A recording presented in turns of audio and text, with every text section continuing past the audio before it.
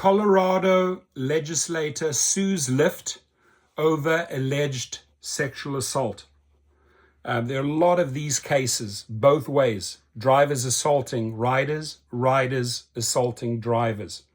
A lot of lawsuits are currently being filed around that. If this has happened to you as a rider or driver, go to giglawyers.com so we can connect you with the right attorneys. Now, what I've also noticed is that when you go to the management section or the board of Lyft, they've removed all of their faces. They're too ashamed and they're too afraid to put their faces out there right now because they know what they are engaging in is not taking care of the safety of drivers and riders, not paying. It's aggravating. It's making people mad.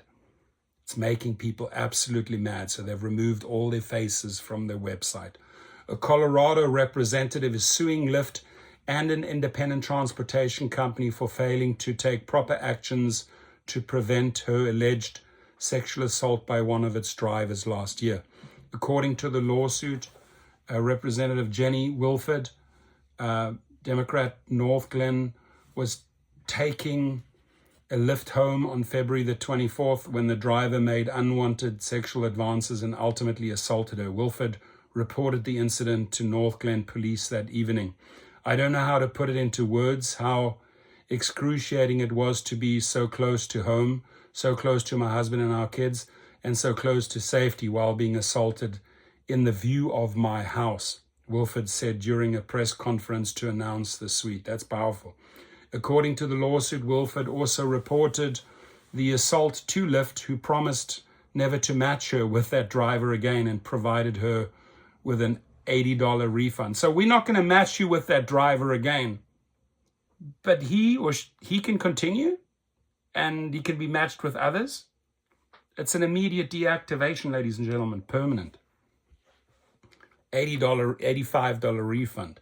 The lawsuit alleged the driver used the nickname Shanu on Lyft and is a man named Muhammadali Mukadirov. Mukadirov had been using a Lyft account owned by Kolmurod Halimov. So using a third party's account, this scum, who owns a transportation company called Shanu Transportation. But Shanu Transportation LLC is going to get sued.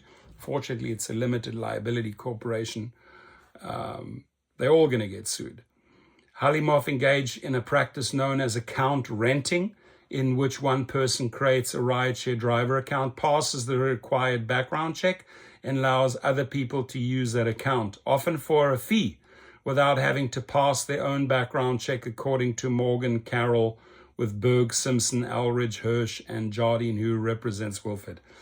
Lyft's going to pay big time because they caught David Risher. You caught with your panties down in this one. Sorry, dude. You're going to get slapped in the face in this lawsuit. This practice is illegal in Colorado and against Lyft policy. And because Lyft allows this, DoorDash allows this, Uber allows, they don't clamp down, they allow these third-party accounts to take place, it's going to get very, very costly. They've broken the law on multiple levels. Shanu Transportation is also named in the lawsuit. Lyft had a legal duty to follow the laws of the state of Colorado and regulations promulgated by the Public Utilities Commission for Transportation Network Companies, the lawsuit stated. The lawsuit also mentioned nearly 36 lawsuits filed against Lyft in 2019 for failing to prevent sexual assaults, and that the company was sued by its shareholders for failing to disclose how serious the issue had become. Yet David Risher, maybe his wife, are you listening up? Maybe you want to have a chat with your husband, right? Because he's a fucking incompetent fool, right? He's an incompetent fool, and on his clock, this shit is happening because he's not doing anything about safety. Safety for men, safety for women. So these assaults continue because your husband is clueless and is not capable and does not know how to manage. End of story. David Risher, you own this one. Willford said police performed a DNA test on the clothing she was wearing that night, but the results are still not not in over a year later. A year of walking through a never-ending nightmare, a year of waiting for answers, a year of wondering if the driver will ever be held accountable or if I'll run into him again at the grocery store. A year of being haunted by his eyes in the rearview mirror, and a year of not being able to move on with my life with no end in sight, she said, adding that the average turnaround time for DNA and rape kits results from the Colorado Bureau of Investigation is 517 days. This is egregious, and it's unacceptable. The state of Colorado can and must do everything to end the backlog of DNA and rape kit testing for the sake of every single assault survivor and the safety of the public at large. If Lyft had taken reasonable steps, Representative Willford and hundreds of thousands of other people would have never been assaulted, and we would not be here today, said Carol, the lawyer.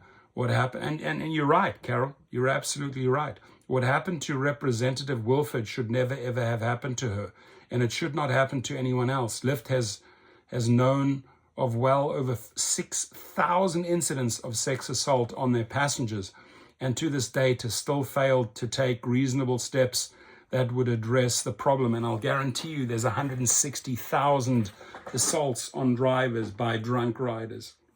But David Risher, keep on sleeping, sweetheart, you incapable, incompetent fool.